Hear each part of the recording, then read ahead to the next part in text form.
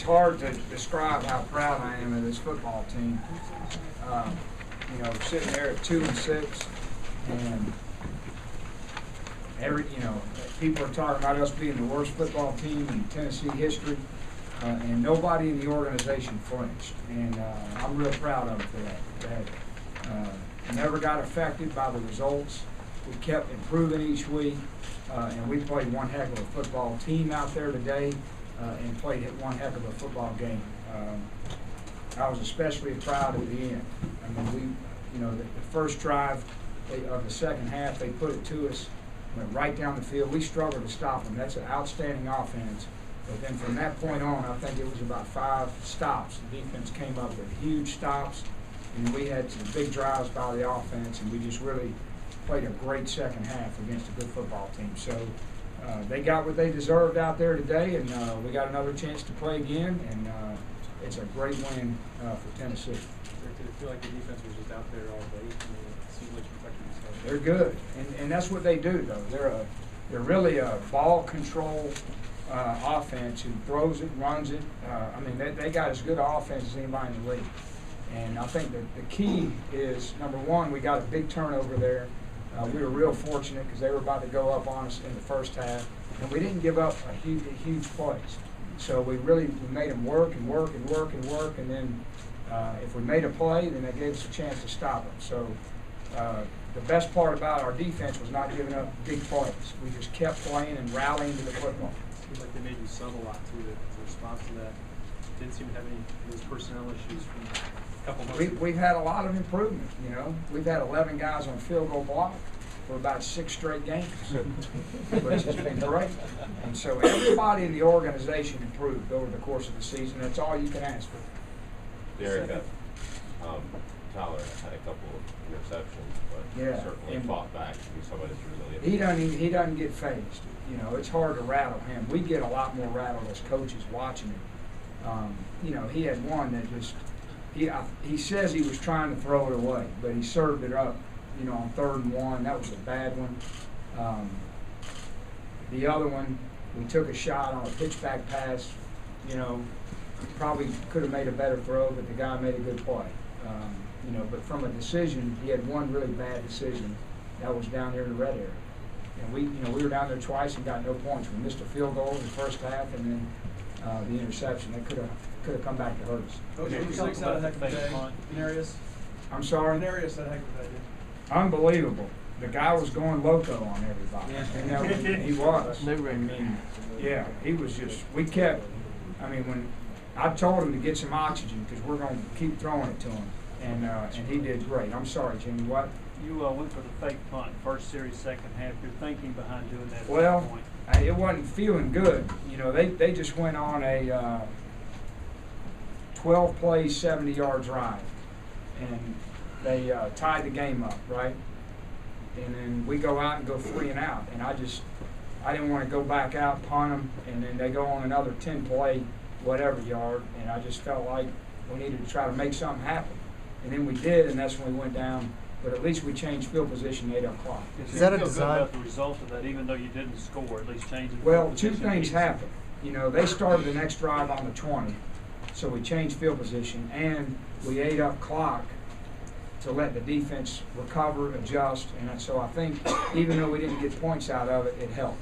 Derek, the fake punt, is that a designed run? He looked like he may have thought about passing it. It's a run-pass option. Did you have any qualms? It's his first game. Yeah, running. every time I call that stuff, I let it slip out of my mouth, and then I go, why did I do that? Why did I do that? Why did I do that? Why did I do that? Oh, good, I'm glad I did it. That's the life of a coach. It works, so you look good. And if it didn't work, they'd have probably gone up on us, and we'd be in here wondering why we did that. When did you make up your mind that you were going to go with the fake punt? That series, when it was 2nd and 10, I started thinking about it. If we didn't get a first down, we got to do something. So I contemplated it for about 2 downs. I think that snapped a streak of like 20 consecutive pass plays for you guys. Do you ever remember calling that many in a row? No, but I also don't remember having an inept running game the way we had it. On 3rd and 1, we get a negative inch. you know, and I mean, we got opportunities. We're just not very good running the football, and why wouldn't we throw it? I mean, show me what running plays better than some of these throws we got. I'll put it in. But we're throwing the ball. Our receivers are juiced. Tyler can throw it. So, you know what? We're just trying to win the game, and we felt like that's what we needed to do. Now, eventually, you got to run it, and we did. I mean, that 4 minute at the end was awesome, and you got to pound it up in there. And we got a big play by Derek on 3rd and long after we fumbled the ball, which is a cardinal sin in 4 minutes. But we ran it when we needed to, and that was the key. Coach, what did you tell the seniors afterwards? Just, I was proud of them. I mean, how can you not be? I think their class, half of them aren't even here, you know, that through attrition, whatever. All the stuff that happened to these guys, these were the few that stuck with it and loved Tennessee, and they didn't care what happened. They believed in Tennessee, and you know what? They got rewarded today for sticking to it. So I am proud of them. And I thanked them. I appreciated what they've given to me because they gave me their all, and that's not an easy thing to do. You had a couple grabs today out there yourself on the sideline. Yeah. You have any eligibility, man? Called bad throws, not good catches. What's that? We wondered if you had any eligibility there, if you used it up. I'm just showing you it's not hard to catch the football. Coach, you got a little excited and gave a little I'm going to go catch some punts next. You got a little excited and gave a little fist bump there when Luke trucked over Bailey on that. Yeah, that was fun. I mean, that was juice. How good was you? How happy were you to see that toughness and emotion? I mean, it brings those kind of plays bring energy. I got really upset at the offense on that interception drive. We just looked lethargic. You know, it's like we were just wrong. It was like we were at practice. You know, and like, do I have to do this? And I just wanted to see a little energy out there. And then they bounce back. And then those kind of plays energize everybody. What was the key to your defense after that first series of the second half by Kentucky when you forced a lot of the Well, I think they just executed the defense well. They tackled well. You know, we did a good job of tackling. I mean, Cobb had 13 catches, but he only averaged, what is that, about 8 yards a catch? Well, that means you're tackling well, all right? Is that right? I'm not a mathematician. 9. I thought it was 8.7, so we can round it to 9.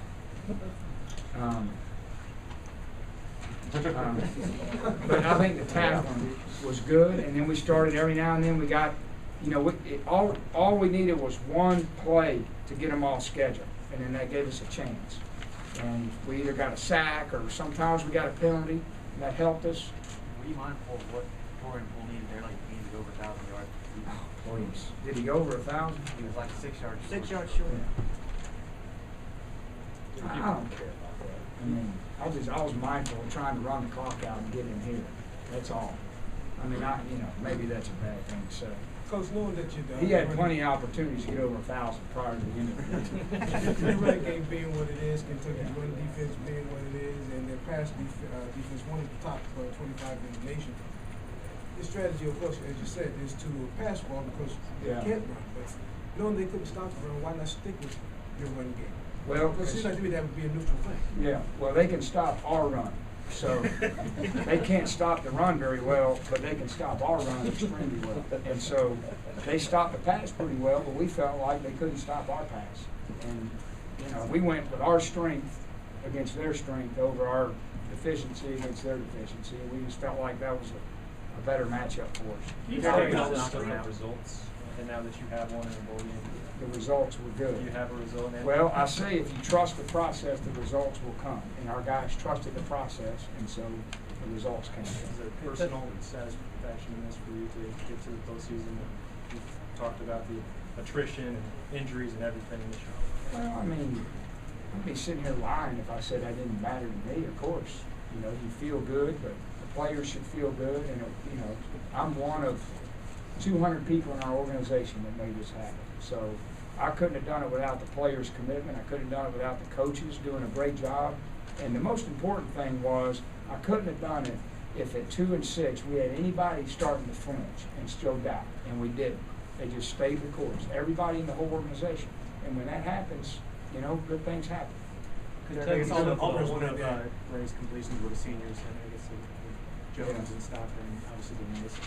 You talked about them for the last month about how much they've improved. Yeah, well, that's who we, when we shifted our focus, we said we're putting it on those guys, and they responded. Coach, there's a little biblical principle of what you're saying, 2-6, and you stay the course. Look at the Hebrew brothers going through the fire, staying the course. Was that your mindset in telling the players now to get that biblical Well, principle? we have a lot of chapels, and we do a lot of biblical analogies, but I think that's good. I don't want to get into the religion thing. We've already talked about war, now we're talking about, but you're right. I mean, I don't want to offend anybody else that's not a Christian, because that's what will happen next. Kentucky's up 7-0. They drive it down with 1 yard line. They fumbled into the end zone. You get it. How big was that play? It's huge. I was feeling like, y'all, is there any way we can stop them? I think it looked like the first 25 plays of the game, we might have won 2 of them. I mean, when I say win, I mean they were on schedule every play. But that happens sometimes when you play good offenses and you play good teams. It happens, and you just got to keep playing and keep sawing, and eventually it'll start turning your way.